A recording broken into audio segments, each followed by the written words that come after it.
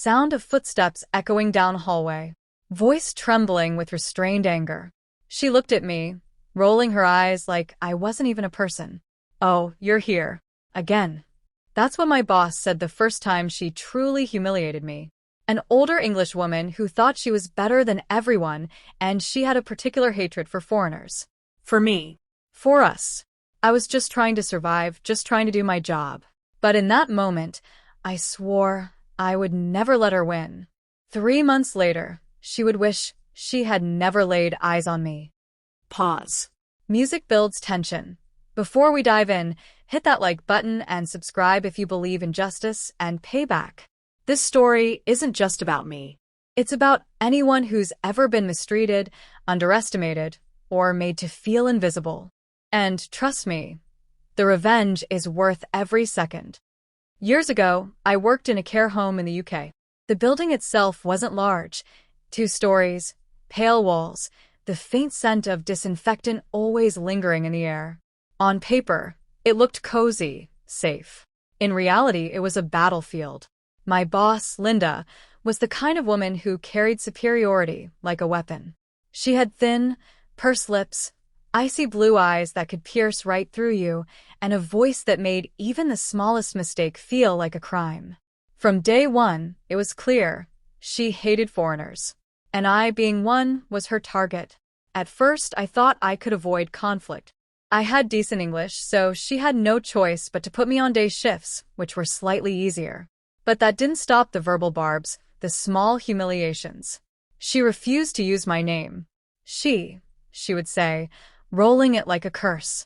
She would force people to work overtime without pay, and when I refused, she punished me in ways that were petty, cruel, and calculated. I remember my first week vividly. Every morning, I'd walk into the care home and feel my stomach twist into knots. Her heels would click down the hallway long before she appeared, each step a countdown to humiliation. I'd straighten my apron, clutch my cleaning cloths like armor, hoping she wouldn't notice me, but she always did. "Oh, you're here. Again," she said, eyes narrowing. And in that instant, something inside me shifted. I realized if I survived this, I wouldn't just endure. I would fight, but not in the way she expected. At first, I cried every night. I cried in the bathroom. I cried in my tiny apartment afterward. I cried while staring at the ceiling, wondering how someone could be so cruel. Linda mocked every mistake. "I mopped the floor? You're hopeless. Your mother didn't teach you how to clean? I washed the dishes? Oh, look at you. So incompetent. How did anyone even hire you?" Every insult burned. Every word weighed heavy on my chest. But slowly, the fear started to morph into something else. Determination. I remember one day, Linda cornered me with a pile of laundry. "You're so bad at mopping. What will they think of you at your next job?" she sneered. I looked her straight in the eyes and said, calmly, "Oh well, too bad." Her jaw dropped. That one sentence, it was the beginning of the plan. The turning point came quietly, without fanfare. I realized that confrontation, yelling, or quitting wouldn't give me satisfaction. The real revenge would come from strategy, patience, outlasting her, outsmarting her, letting her destroy herself with her own arrogance. I started agreeing with her, every insult, every criticism. She would call me useless. I nodded. "Yes, what can I do?" She would scowl. She said I was incompetent. I shrugged, acting small, meek, almost broken. But inside, I was alive. Every eye roll, every angry mutter from her, only fueled me. Soon, she started delegating me the easiest, most useless tasks, ironing bed sheets while other girls carried heavy laundry, scrubbed floors, cleaned bathrooms.